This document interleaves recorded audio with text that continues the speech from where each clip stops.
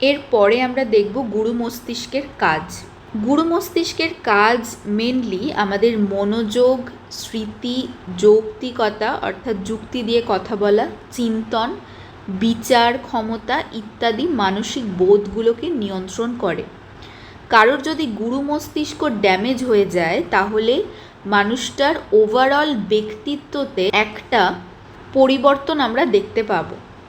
কারণ ব্যক্তির যদি গুরু মস্তিষ্ক নষ্ট হয়ে যায় বা খারাপ হয়ে যায় তাহলে সে কোনো কাজে মনোযোগ দিতে পারবে না, স্মৃতিশক্তি তার হারিয়ে যাবে বা কমজোর হয়ে যাবে, চিন্তনে তার অসুবিধা হবে, আর বিচার ক্ষমতা সে করতে পারবে না।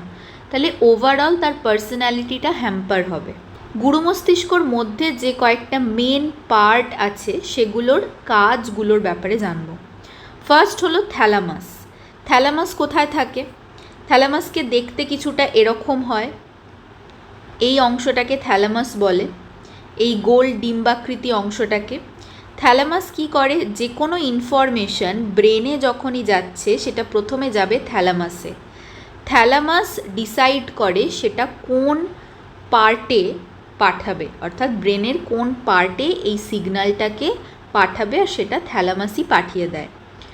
ধরো যদি কোনো মানুষের ভিজুয়াল স্টিমিউলাস আসে, অর্থাৎ সে চোখ দিয়ে কোনো একটা জিনিসকে দেখছে, তাহলে সেটা প্রথমে তার যাবে থ্যালামাসে। থ্যালামাস ডিসাইড করবে সেটা অক্সিপিটাল লোবের কাজ, আমাদের দৃষ্টিগত জিনিসকে পারসিভ করা। তাহলে থ্যালামাসই সেটাকে কিন্তু আমাদের অক্সিপিটাল লোবে পাঠিয়ে দেবে। এইটা হচ্ছে থ্যালামাসের কাজ। এছাড়াও এটা আমাদের মানসিক চাপ, ক্রোধ, দুঃখ, বেদনা, লজ্জা ইত্যাদি মানসিক বোধগুলোকে নিয়ন্ত্রণ করে। এরপরে হলো হাইপোথ্যালামাস। হাইপোথ্যালামাস আয়তনে ভীষণ ক্ষুদ্র হয়। এটা আমাদের বিভিন্ন প্রক্ষোভিক অর্থাৎ ইমোশনাল এবং মোটিভেশনাল আচরণকে নিয়ন্ত্রণ করে। যেমন আমাদের যে খিদে পেলে আমরা খাবার খাই, জল তেষ্টা পেলে যে জল খাই বা জল পান করি, ঘুম পেলে ঘুমাই, তো এই সমস্ত রকমের প্রেষণামূলক কাজগুলোকে বা আচরণের জন্য আমাদের যা কিছু শরীরের অ্যাক্টিভিটি করার প্রয়োজন সেগুলো হাইপোথ্যালামাস নিয়ন্ত্রণ করে। এছাড়াও এটি দেহের অভ্যন্তরীণ যে ক্রিয়াকলাপগুলি সেগুলোকেও নিয়ন্ত্রণ করে, যেমন হৃদস্পন্দনের হার, রক্তচাপ, দেহের তাপমাত্রা ইত্যাদি। আর অন্তঃক্ষরা গ্রন্থির ক্ষরণ নিয়ন্ত্রণ করে। যখন আমরা ভীষণ পরিমাণে স্ট্রেস নিই কোনো একটা সিচুয়েশানে, তখন হাইপোথ্যালামাসই পিটুইটারি গ্ল্যান্ডে সিগন্যাল পাঠায়, আর পিটুইটারি গ্ল্যান্ড থেকে বিভিন্ন হরমোন সিক্রেট করতে শুরু করে। তাহলে হরমোনের ক্ষরণের ক্ষেত্রে হাইপোথ্যালামাসের ভূমিকা কিন্তু দেখতে পাওয়া যায়। আর হৃদস্পন্দন, রক্তচাপ এগুলোরও নিয়ন্ত্রণ আমরা হাইপোথ্যালামাসের থেকে দেখতে পাবো। এরপরে হলো লিম্বিক তন্ত্র বা সীমান্ত তন্ত্র, এটাকে বলে লিম্বিক সিস্টেম। এটা আমাদের ওভারঅল ইমোশনকে কন্ট্রোল করে, যেটা আমি আগেই বলেছি। এখানের মধ্যে পড়বে হিপোক্যাম্পাস, অ্যামিগডালা, হাইপোথ্যালামাস, সেপ্টাল অঞ্চল, এই সমস্ত জিনিসগুলো। এখানের যে কাজগুলো সেটা আমি বলে দিচ্ছি। হিপোক্যাম্পাস আমাদের স্মৃতি তৈরি করতে হেল্প করে, অর্থাৎ মেমোরি ফরমেশনে হেল্প করে হিপোক্যাম্পাস। অ্যামিগডালা কি করে? আমাদের যে রাগ হয় বা ভয় পাই, এটা অ্যামিগডালার জন্য হয়, রাগ এবং ভয়। এরপরে হাইপোথ্যালামাস, যার কাজটা আমি পড়ালাম আগেই। এরপরে দেখব মধ্য মস্তিষ্কের কাজ।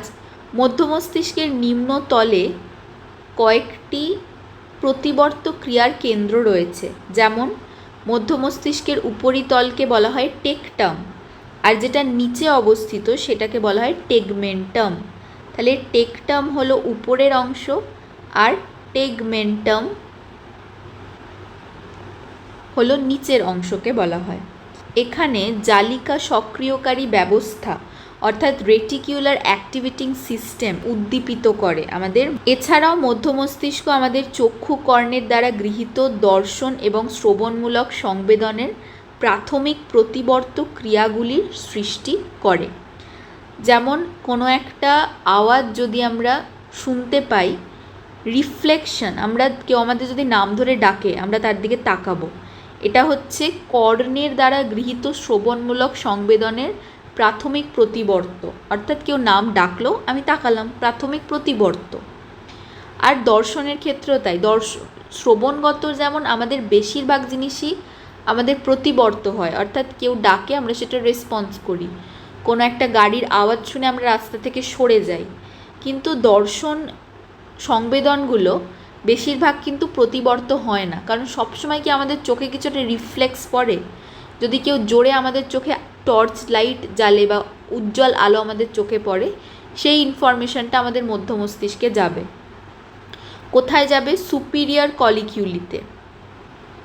আর শ্রবণগত সংবেদন হচ্ছে ইনফেরিয়র কলিকিউলি। এগুলোর নাম খুব একটা ইম্পর্টেন্ট নয়, বাট জেনে রাখতে পারো। এরপরে হচ্ছে পশ্চাৎ মস্তিষ্কের মূলত 3টে ভাগ আছে। একটা হচ্ছে লঘু মস্তিষ্ক, পন্স আর সুষুম্না শীর্ষক বা মেডুলা অবলাঙ্গাটা। লঘু মস্তিষ্কের কাজটা কি? এটা আমাদের সমন্বয় কেন্দ্র এটাকে বলে, অর্থাৎ মোটর কোঅর্ডিনেশন সেন্টার। লঘু মস্তিষ্ক দেখতে কীরকম হয়? দেখতে কিছুটা এই রকম হয়, এটাকে লঘু মস্তিষ্ক বলা হয়। এটা আমাদের মোটর কোঅর্ডিনেশনে হেল্প করে, অর্থাৎ আমরা যে সোজাভাবে হেঁটে যেতে পারি, ডান পায়ের পর আমরা বাঁ পাই ফেলি, এই জিনিসটাকে করতে হেল্প করে লঘু মস্তিষ্ক। ব্যালেন্স হারিয়ে ফেলি না, সোজা হেঁটে যেতে পারি। এরপরে পন্স কি করে? পন্স আমাদের স্লিপ মেকানিজম বা নিদ্রা প্রক্রিয়াকে করতে হেল্প করে। এছাড়াও শ্বাস প্রশ্বাস প্রক্রিয়া, একদম যেগুলো বেসিক বেঁচে থাকার জন্য দরকার, সেগুলো আমাদের পশ্চাৎ মস্তিষ্কের দ্বারা সম্পন্ন হয়, সেই সমস্ত কাজগুলো। এছাড়া মেডুলা অবলাঙ্গাটা বা সুষুম্নার শীর্ষক কী করে? সুষুম্না কাণ্ডের সাথে মস্তিষ্কের সংযোগ রক্ষা করে। যা কিছু সুষুম্না কাণ্ড থেকে ইনফরমেশন সেটা মস্তিষ্কে এনে দেয় সুষুম্না শীর্ষক। এটা কিন্তু মস্তিষ্কের সবথেকে শেষের অংশ, আর এই কারণেই সুষুম্না শীর্ষককে মস্তিষ্কের প্রাণ কেন্দ্র বলে। এরপরে দেখব স্পাইনাল কর্ড। স্পাইনাল কর্ডের মূলত 2টি কাজ। একটা হচ্ছে শরীরের নিম্নাংশ থেকে আগত সংবেদীয় উদ্দীপনা মস্তিষ্কে প্রেরণ করা, এবং মস্তিষ্ক থেকে যেগুলো আসে সেগুলো আমাদের বিভিন্ন মাসল গ্ল্যান্ডে প্রেরণ করা। এটা সুষুম্নাকাণ্ডের মেন কাজ। আরেকটা কি কাজ? কিছু কিছু সরল প্রতিবর্ত ক্রিয়া সম্পাদন করে। অর্থাৎ যখন ধরো কোনো একটা মানুষ সাইকেল চালানো শিখছে নতুন, তখন কিন্তু তাকে মস্তিষ্কর প্রয়োগ বেশি করতে হয় সাইকেলটা চালানো শিখতে গেলে। যখন ধীরে ধীরে সেটা তার হ্যাবিটে পরিণত হয় বা অনেকবার প্র্যাকটিস করার পরে কিন্তু সেটা তার সুষুম্না কাণ্ডই নিয়ন্ত্রণ করতে পারে, মস্তিষ্কর ব্যবহার সেখানে খুব বেশি থাকে না। সুষুম্না কাণ্ড 31টি খণ্ডে বিভক্ত, এটা সবাই জানে। 1 জোড়া করে 31 জোড়া সুষুম্না স্নায়ু নির্গত হয়েছে। এছাড়া এটা কি করে? রিফ্লেক্স অ্যাকশনগুলোকে করতে হেল্প করে, প্রতিবর্ত ক্রিয়া। যেমন চোখের পলক ফেলা, গরম বা ঠান্ডা কিছুতে স্পর্শ করলে হাত সরিয়ে নেওয়া, গায়ে কাঁটা দেওয়া, এই সমস্ত জিনিসগুলো প্রতিবর্ত ক্রিয়া, যেগুলো সুষুম্না কাণ্ডর দ্বারা নিয়ন্ত্রিত হয়। এরপরে অন্তঃক্ষরা গ্রন্থির মধ্যে যেগুলো ইম্পর্টেন্ট: পিটুইটারি গ্রন্থি, থাইরয়েড গ্রন্থি, প্যারাথাইরয়েড গ্রন্থি, অ্যাড্রিনাল গ্রন্থি, অগ্নাশয়, যৌন গ্রন্থি। পিটুইটারি গ্রন্থির কাজটা আমরা প্রথমে দেখব। পিটুইটারি গ্রন্থি ঠিক এই জায়গাটা করে অবস্থিত। পিটুইটারি গ্রন্থির 2টো পার্ট আছে। কি কি? একটা হলো সম্মুখ ভাগ আর একটা হলো পশ্চাৎ ভাগ। সম্মুখ ভাগ থেকে কিছু কিছু হরমোন নিঃসরণ হয়, আর পশ্চাৎ ভাগ থেকে কিছু কিছু হরমোন নিঃসরণ হয়।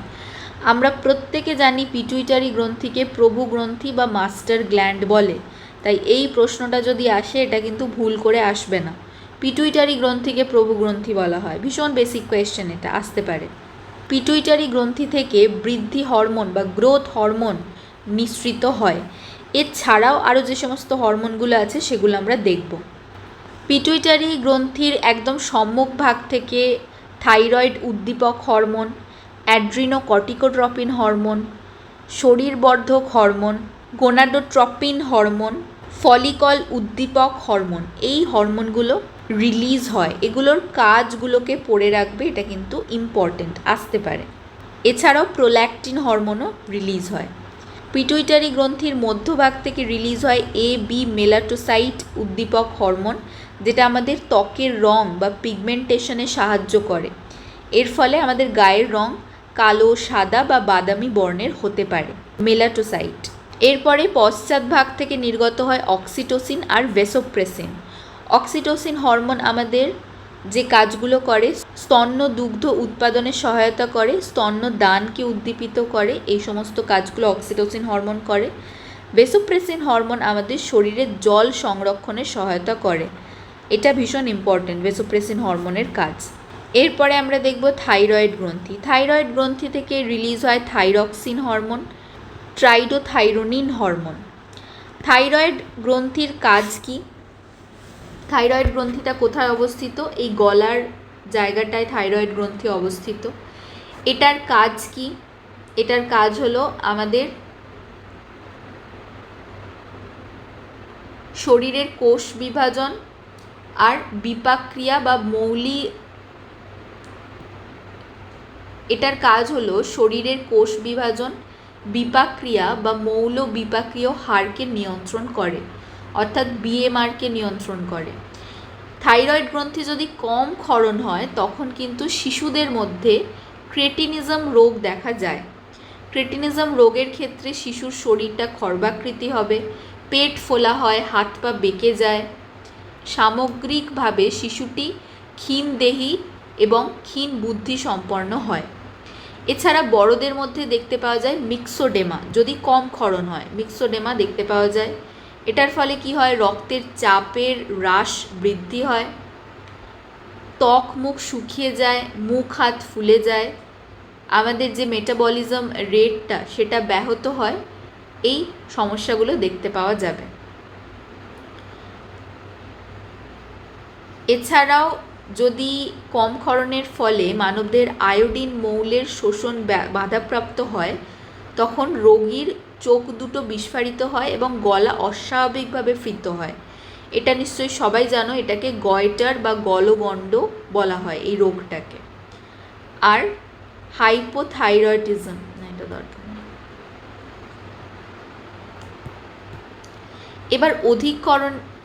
এবার আমরা দেখব অধিক ক্ষরণের ক্ষেত্রে কি হয়। সবসময় একটা জিনিস মনে রাখবে, প্রত্যেকটা হরমোনের ক্ষেত্রেই যদি কম ক্ষরণ হয় তাহলে হার্টবিট, ব্লাড প্রেশার বা রক্তচাপ সমস্ত কিছু কম হবে, এনার্জি কম থাকবে। কোনো হরমোনই যদি বেশি ক্ষরণ হচ্ছে তাহলে সেটার কিন্তু সমস্ত কিছু সিমটমসই বৃদ্ধি পাবে, যেমন হৃদস্পন্দন দ্রুত হয়ে যাবে, রক্তচাপ বৃদ্ধি পাবে, ক্ষুধা বৃদ্ধি পাবে, বেশি মাত্রায় উত্তেজনা দেখা যাবে, মানসিক উদ্বেগ দেখা যাবে, অর্থাৎ স্ট্রেস হবে বেশি, অ্যাংজাইটি হবে বেশি, এই জিনিসগুলো দেখতে পাওয়া যাবে। শুধুমাত্র থাইরয়েড বলে নয়, এরপরে যে হরমোনগুলো পড়বে প্রত্যেকটাতেই তাই দেখতে পাবে। অধিক যদি ক্ষরণ হয় তাহলে সব কিছু বৃদ্ধি পাচ্ছে, কম ক্ষরণ হলে সব কিছু কমে যাচ্ছে। এছাড়াও থাইরক্সিন যদি বেশি নিঃসৃত হতে থাকে তাহলে শরীরের অভ্যন্তরীণ তাপ উৎপাদন বেড়ে যায়, ওজন কমে যায় আর অনিদ্রা ও স্নায়ু দুর্বল হতে থাকে। এরপরে দেখব প্যারাথাইরয়েড গ্রন্থির কাজ কি। প্যারাথাইরয়েড গ্রন্থি আমাদের কোথায় থাকে? থাইরয়েড গ্ল্যান্ডের ঠিক সামনের দিকে, এই রকম জায়গাটা করে প্যারাথাইরয়েড গ্ল্যান্ড থাকে। প্যারাথাইরয়েড গ্ল্যান্ড যেহেতু থাইরয়েডের কাছেই থাকে, তাহলে প্যারাথাইরয়েড গ্ল্যান্ডের কাজ কি হবে? থাইরয়েডের যে হরমোনগুলো রিলিজ হচ্ছে সেটাকে নিয়ন্ত্রণ করা বা থাইরয়েড গ্ল্যান্ডকে হেল্প করা। তাহলে প্যারাথাইরয়েড গ্ল্যান্ড থেকে যে হরমোনটা রিলিজ হয় সেটাকে বলা হয় প্যারাথরমোন। প্যারাথাইরয়েড গ্ল্যান্ডের কাজ কি? থাইরয়েড গ্রন্থির কাজগুলোর ঠিক বিপরীত, অর্থাৎ এদের কাজ হলো থাইরয়েড গ্রন্থিকে নিয়ন্ত্রণ করা। এরপরে অ্যাড্রিনাল গ্ল্যান্ড। অ্যাড্রিনাল গ্রন্থি আমাদের মানুষের মূত্রাশয়ের দুটির উপরের দিকে অবস্থান করে। এটার বাইরের অংশকে বলা হয় অ্যাড্রিনাল কর্টেক্স আর ভিতরের অংশকে বলে অ্যাড্রিনাল মেডিউলা। অ্যাড্রিনাল কর্টেক্স থেকে নিঃসৃত হয় কর্টিন হরমোন, যেটা আমাদের দেহের বিপাক ক্রিয়া, শরীরের মধ্যে সোডিয়ামের শোষণ, সংরক্ষণ, এই সমস্ত কাজগুলোকে নিয়ন্ত্রণ করে, পটাশিয়ামের ভারসাম্য রক্ষা করে। যদি অ্যাড্রিনাল কর্টেক্স পুরোপুরি বিনষ্ট হয়ে যায় তখন কিন্তু যে রোগটা দেখতে পাওয়া যায় সেটাকে এডিসন রোগ বলে। অ্যাড্রিনাল কর্টেক্স যদি হরমোনটা অত্যাধিক বেরোতে থাকে, ক্ষরণ হতে থাকে, তখন নারী পুরুষ দেহে বিপরীত লিঙ্গের বৈশিষ্ট্য প্রকাশ পায়, অর্থাৎ নারী পুরুষদের মতো আচরণ করতে থাকে আর পুরুষ নারীদের মতো আচরণ করতে থাকে। এরপরে অ্যাড্রিনাল মেডিউলার কাজ। মেডুলা থেকে যে হরমোনটা রিলিজ হয় সেটাকে বলা হয় অ্যাড্রিনালিন। অ্যাড্রিনালিন হরমোন কী করে? এছাড়াও আরও কিছু হরমোন রিলিজ হয়, যেমন নর অ্যাড্রিনালিন। তো এই হরমোনগুলো আমাদের স্বয়ংক্রিয় স্নায়ুতন্ত্রকে উত্তেজিত করে। হরমোনগুলোর দুটি অতিরিক্ত ক্ষরণের ফলে রক্তচাপ বৃদ্ধি হয়, শ্বাস প্রশ্বাস গতি বৃদ্ধি পায়, চোখের তারা দুটো বিস্ফারিত হয়। এটা কার কাজ? এটা আমাদের সমবেদী স্নায়ুতন্ত্রের কাজ, তাই তো? এই সমস্ত সিমটমসগুলো সমবেদী স্নায়ুতন্ত্রের সাথে মেলে। এরপরে দেখব অগ্নাশয় বা প্যানক্রিয়াস। এখান থেকে যে কোষগুচ্ছের অন্তর্গত বিটা কোষ থেকে ইনসুলিন আর আলফা কোষ থেকে গ্লুকাগন, এই দুই নামে বিপরীতধর্মী হরমোন রিলিজ হয়। এটা থেকে এই কোয়েশ্চেনটাই আসবে, এটা ইম্পর্টেন্ট আছে। এরপরে যৌনগ্রন্থি। যৌনগ্রন্থির মধ্যে পুরুষদের যৌনগ্রন্থি হলো অন্ডকোষ বা শুক্রাশয়, আর নারীদের যৌনগ্রন্থি হলো ডিম্বাশয় বা ওভারি। এখান থেকে যে হরমোনগুলো রিলিজ হয় সেটা আমাদের জানতে হবে, যেমন অ্যান্ড্রোজেন, টেস্টোস্টেরন, এটা পুরুষদের যৌনগ্রন্থি বা শুক্রাশয় থেকে নির্গত হয়। নারীদের নির্গত হয় ইস্ট্রোজেন আর প্রোজেস্টেরন। এই নামগুলো কিন্তু ইম্পর্টেন্ট, এগুলো মনে রাখবে। এরপরে পিনাল গ্ল্যান্ড বা পিনিয়াল গ্রন্থি। এটার মধ্যে ইম্পর্টেন্ট কোয়েশ্চেন হচ্ছে, এখান থেকে রিলিজ হয় মেলাটোনিন হরমোন। মেলাটোনিন হরমোন আমাদের সার্কাডিয়ান রিদম বা শরীরের অভ্যন্তরে যে চক্রাবস্থা সম্পর্ক, চক্রাবস্থা মানে কি? এই যে সকালবেলা আমরা জেগে থাকছি, রাত্রেবেলা ঘুমাচ্ছি, এইটাকে সার্কাডিয়ান রিদম বলে। এই রিদমটাকে মেনটেন করে মেলাটোনিন হরমোন। যে হরমোনটা যদি রিলিজ হয় তবেই আমাদের ঘুম পায়, মেলাটোনিন হরমোন রিলিজ হলে, যেটা পিনিয়াল গ্রন্থি থেকে রিলিজ হয়। এরপরে থাইমাস গ্রন্থি। এই গ্রন্থি থেকে থাইমোসিন হরমোন রিলিজ হয়, আর এটা আমাদের টি সেলকে শক্তিশালী করে, শ্বেত রক্ত কণিকাদের টি সেলকে শক্তি দেয়, আরও ইমিউনিটি পাওয়ার দেয়, বাড়িয়ে দেয়। এখন আমরা ইউনিট 4 অর্থাৎ সংবেদন, মনোযোগ এবং প্রত্যক্ষণ প্রক্রিয়া নিয়ে পড়ব। প্রথমেই জানতে হবে সংবেদন কি। সংবেদন হলো কোনো একটা উদ্দীপক যখন আমাদের ইন্দ্রিয়ের সাহায্যে কোনো একটা উদ্দীপনা গ্রহণ করে এবং মস্তিষ্কের কোনো একটা নির্দিষ্ট অঞ্চলে সেটাকে প্রেরণ করে। অর্থাৎ সংবেদন হলো একটা সরল এবং প্রাথমিক বোধ বা চেতনা। সংবেদনের 5টা উপাদান আছে। উদ্দীপক, উদ্দীপক থাকতেই হবে, উদ্দীপক ছাড়া সংবেদন পসিবল নয়। ইন্দ্রিয়ের প্রান্তীয় অঞ্চল, সংবেদী স্নায়ু, মস্তিষ্কের সংবেদন কেন্দ্র আর প্রতিক্রিয়া। সংবেদন হয়, তারপরে আমাদের প্রত্যক্ষণ ঘটে। তো প্রত্যক্ষণ আমরা কি সেটা জানব। তার আগে এটা জানতে হবে সংবেদন না হলে প্রতিক্রিয়া আমরা দেখাতে পারবো না, আর উদ্দীপক থাকতে হবে, তবেই কোনো একটা জিনিসের সংবেদন আমাদের হবে, সেন্সেশন আমরা ফিল করতে পারবো। আমাদের 5টা সেন্সারি অর্গ্যান কি কি আছে? চক্ষু, নাসিকা, কর্ণ, জিহ্বা, ত্বক। সংবেদনের ধর্মর মধ্যে পরিমাণগত ধর্ম, তার মধ্যে এই 4টে পড়বে: তীব্রতা, স্থিতিকাল, ব্যাপকতা আর স্পষ্টতা। এগুলো আমরা পরিমাপ করতে পারি, পরিমাণগত ধর্ম। আর গুণগত ধর্মর মধ্যে পড়বে জাতিগত ধর্ম, তার মধ্যেও আবার কিছু কিছু ভাগ আছে। যেমন জাতিগতদের মধ্যে দর্শনগত একটা, শ্রবণগত, মানে আমাদের 5টা যে সেন্সারি অর্গ্যান আছে সেই সেন্সারি অর্গ্যানগুলো গুণগত ধর্মের মধ্যে পড়বে। আর একটা হলো স্থানগত ধর্ম। এখানে চোখের মধ্যে যে জায়গাগুলো ইম্পর্টেন্ট, প্রথমে আমরা স্ট্রাকচারটাকে একটু বোঝার চেষ্টা করব। চোখে অক্ষি গোলক যেটা থাকে, আই বল যেটা, সেটা আমাদের সিলিয়ারি পেশি দ্বারা অক্ষি কোঠরের মধ্যে আবদ্ধ থাকে।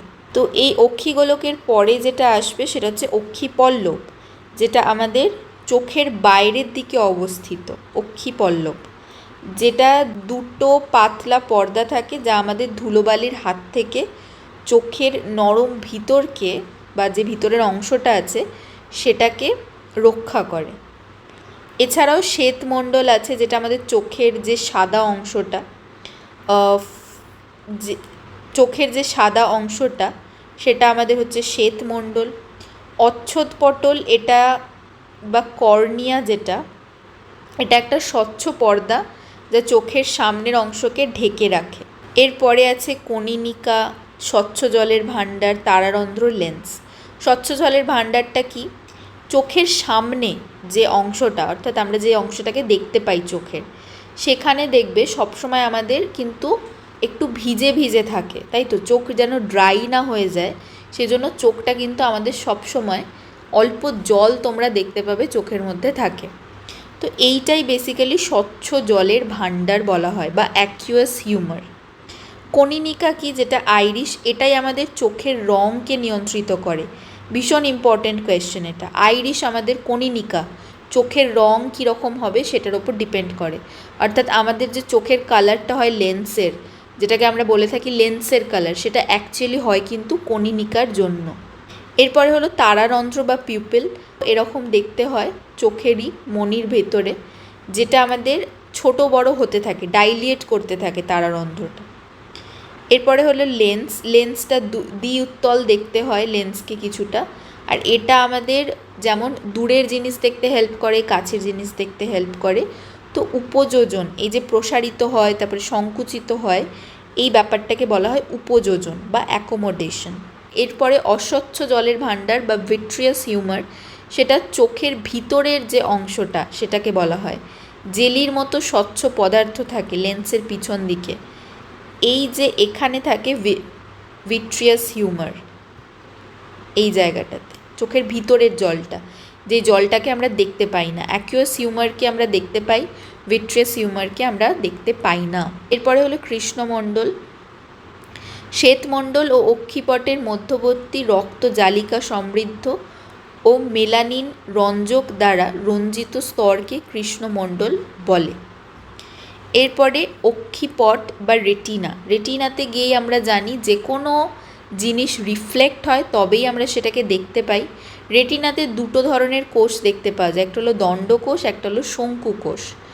দণ্ডকোষ হলো আমাদের দেখতে হেল্প করে অন্ধকারে, অর্থাৎ ব্ল্যাক অ্যান্ড হোয়াইট পিকচার বা একটু অন্ধকার জায়গায় আমাদের দণ্ডকোষ সাহায্য করে দেখতে। শঙ্কু কোষ বা কোন সেল আমাদের কালার ইমেজকে পারসিভ করতে হেল্প করে।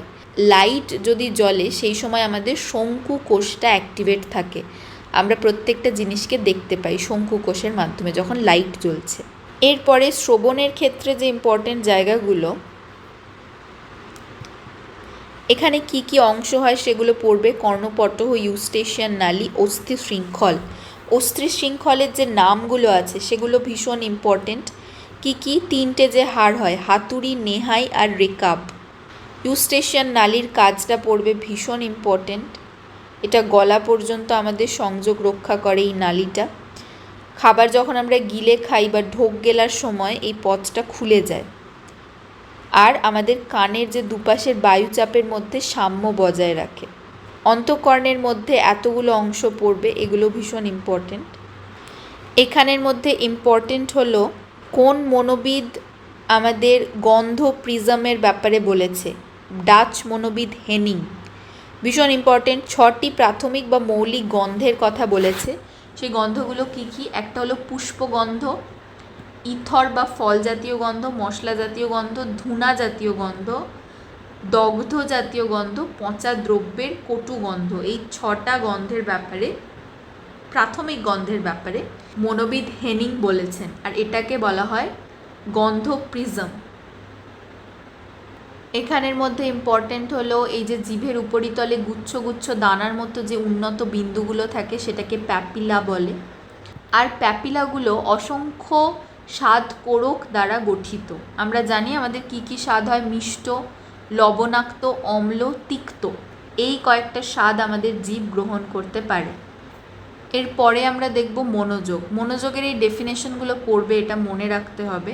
বিশেষ করে রস কি বলেছে, ডামভেল কি বলেছে, এগুলো কিন্তু ইম্পর্ট্যান্ট আছে। মনোযোগের শ্রেণীবিভাগ পড়ব, তার আগে আমরা দেখতে হবে প্রসেসটা কি। প্রথমে আমাদের সংবেদন হয়,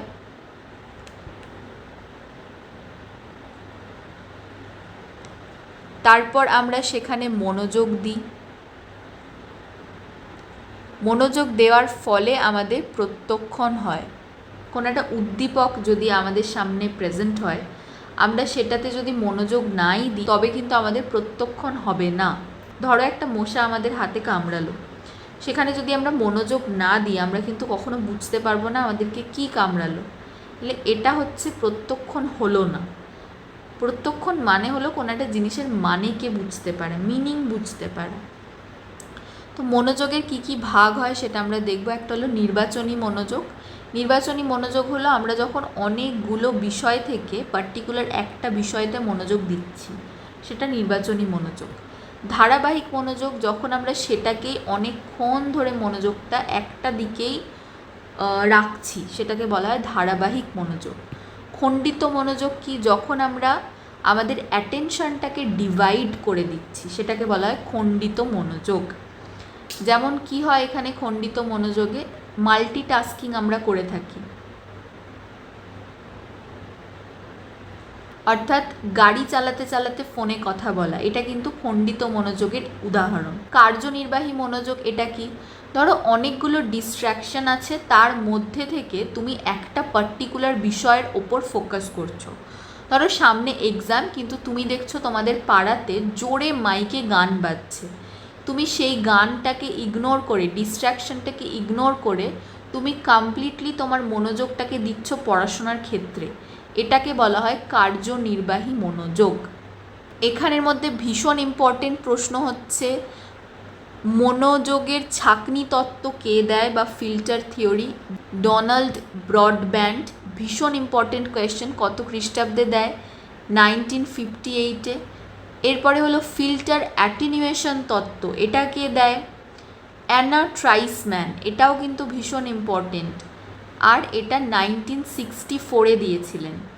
এরপরে মাল্টিমোড তত্ত্ব কে দেয়, জনসন অ্যান্ড হেইঞ্জ, এটাও ভীষণ ইম্পর্টেন্ট, ইয়ারটাও ইম্পর্টেন্ট, 1978-এ। এরপরে আমরা মনোযোগের যে তিনটে জিনিস হয় সেটা দেখব। একটা হলো স্থানান্তর, বিচলন আর দোলন।